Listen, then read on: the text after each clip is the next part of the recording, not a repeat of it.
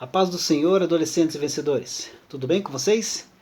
Seja bem-vindo a mais uma aula da nossa querida Escola Bíblica Dominical. E hoje, mais uma vez, dando sequência aos estudos do quarto trimestre de 2020. Neste trimestre, vale lembrar que estamos estudando a respeito da história da igreja. E hoje vamos estudar a lição de número 9, que tem como título Os Dois Grandes Despertamentos. O texto bíblico da lição se encontra na primeira carta de Paulo aos Tessalonicenses, capítulo de número 5, do versículo 16 ao 19, que diz assim: Regozijai-vos sempre, orai sem cessar, em tudo dai graças, porque esta é a vontade de Deus em Cristo Jesus para convosco. Não extingais o Espírito de Deus. Quer dizer, não atrapalhem a ação do Espírito Santo. Grandes homens se destacaram nos dois grandes despertamentos evangélicos nos Estados Unidos. Nesta lição vamos estudar 4 deles: Jonathan Edwards, Charles Finney, Charles Spurgeon e Moody, e seus princípios. O primeiro que a lição destaca é Jonathan Edwards, e o primeiro grande despertamento. Jonathan Edwards é um dos maiores nomes da história do cristianismo e um exemplo de educador que unia sua profunda habilidade intelectual à devoção e ao fervor espirituais.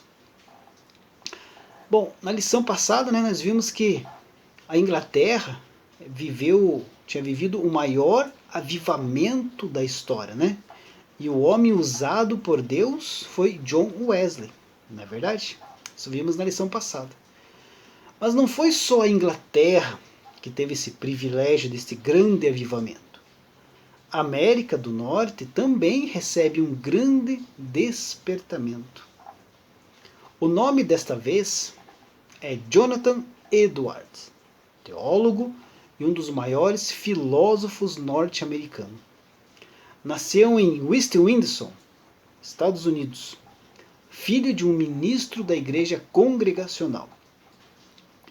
Desde a sua infância, Edwards viveu um grande avivamento. Era notória sua preocupação pela obra de Deus e com a salvação das almas, mesmo sendo ainda uma criança. Aos 6 anos de idade, Jonathan Edwards já estudava o latim e aos 13 anos falava fluentemente o grego e o hebraico. Aos 10 anos, já havia escrito um livro sobre a imortalidade da alma. Ingressou na Universidade de Yale aos 13 anos. 6 anos depois, já era professor mestre, ocupando uma cadeira de assistente em Yale. Chamado para exercer o ministério, ele pastoreou a igreja presbiteriana em Nova York. Por 8 meses e aos 23 anos de idade, ele assumiu como segundo pastor da igreja congregacional de Northam, em Massachusetts, tendo como pastor titular o seu avô, Salomão Stoddard. Era uma igreja, queridos, com cerca de 600 membros. Edward casou-se com a bisneta do primeiro prefeito de Nova York, Sarah Pierrepont, que seria assim a sua companheira, principalmente nos momentos de orações. Sarah era filha de um pastor em New Haven. Em 1729, com a morte do seu avô, Edwards tornou-se o pastor titular da igreja. E 5 anos depois, ocorreria o grande despertamento, que começou entre os presbiterianos e luteranos na Pensilvânia e em Nova Jersey. Mas o sermão de maior efeito de Edwards tinha como título Pecadores nas mãos de um Deus irado. Para se ter uma ideia da profundidade dessa pregação, enquanto que Edwards pregava, as pessoas que estavam ali ouvindo a pregação, agarravam-se aos bancos, imaginando que iam cair no fogo eterno. Em muitas outras reuniões, a glória de Deus se manifestava, e era comum ver pecadores arrependidos se afastarem da pecaminosidade. Quanto aos crentes, muitas doutrinas que já estavam esquecidas voltaram à prática. A igreja deixou a vida leviana para viver a verdadeira prática do Evangelho. A alma de Edwards era um verdadeiro santuário do Espírito Santo. Em sua biografia, consta que das 24 horas do dia, 13 ele dedicava à oração e à leitura bíblica. A sua esposa Sara era sua ajudante nessa dedicação ao Senhor. A sua companheira sempre estava ao seu lado. Consta que, após a última refeição, ela se juntava a ele para orar, ajudando ele assim neste momento de se apegar a Deus. Devido a essa dedicação, o rosto de Edwards brilhava perante ao seu próximo. Imagine que maravilha! Não dá para imaginar o grau do poder de Deus derramado sobre os cultos que despertara milhares e milhares de pessoas. Uns para a salvação e outros para melhorar e se apegar a mais com Deus. É claro que Edwards foi considerado um fanático, mas nunca abandonou a oração e as suas convicções evangélicas.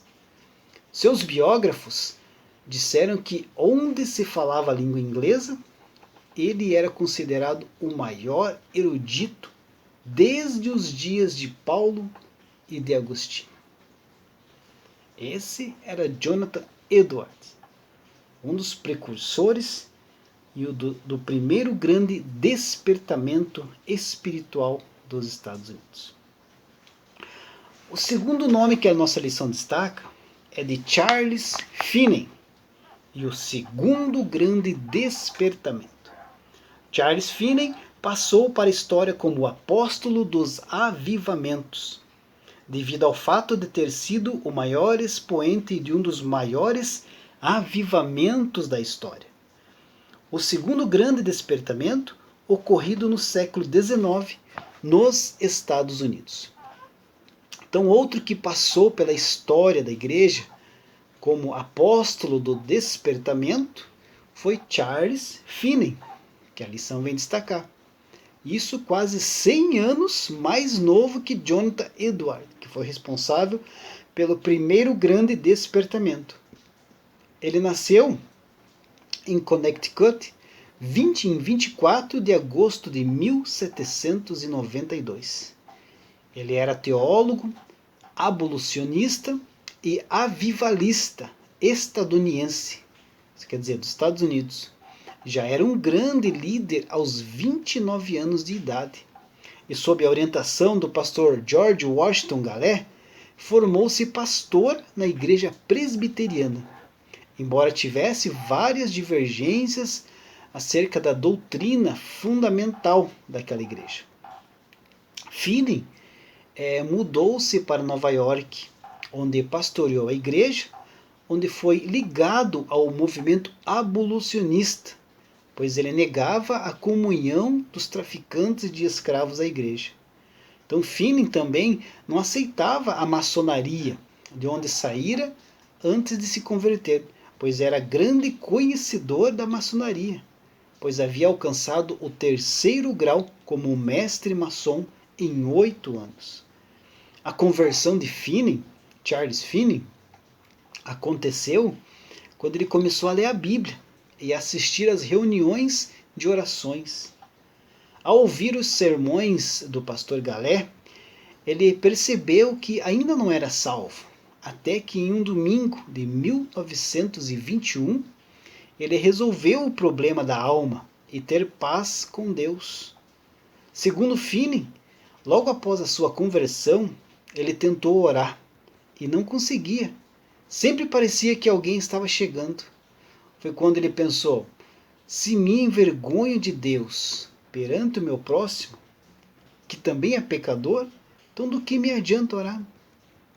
Mas ele orou até se converter e com uma proposta feita a Deus: se eu me converter, pregarei o Evangelho.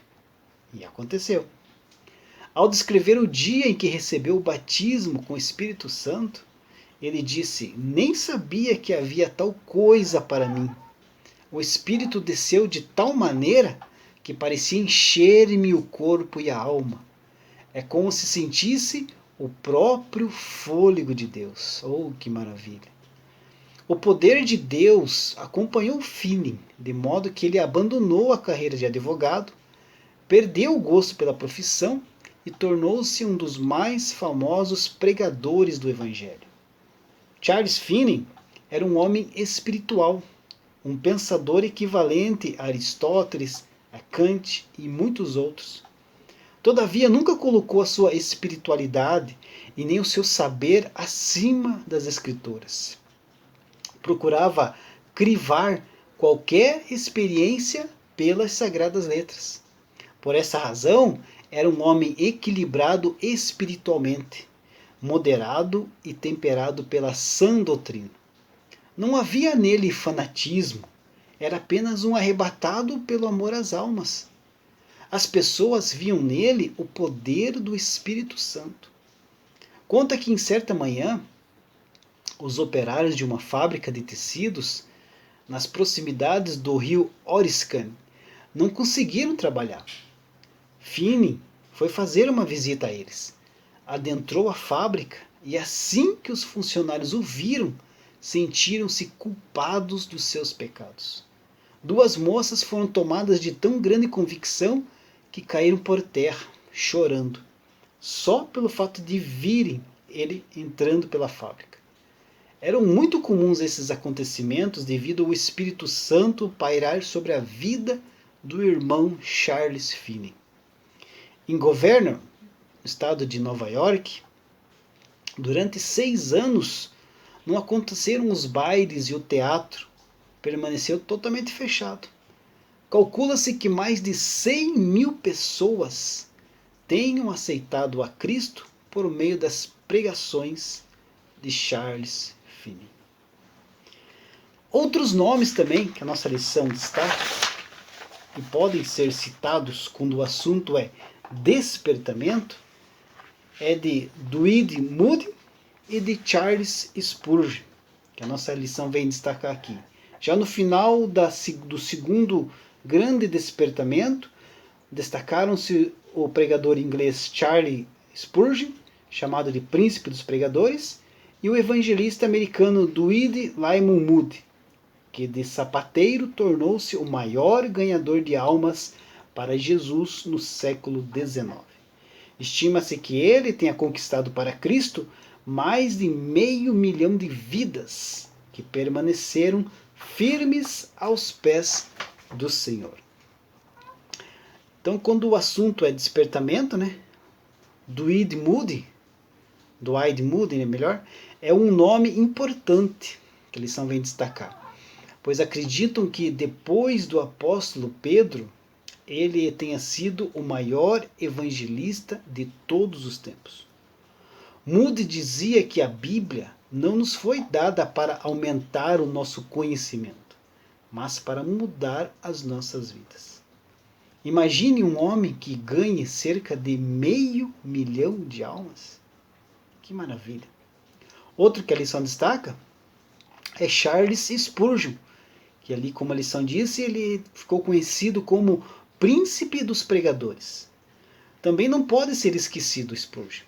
Foi um dos maiores evangelistas do século XIX.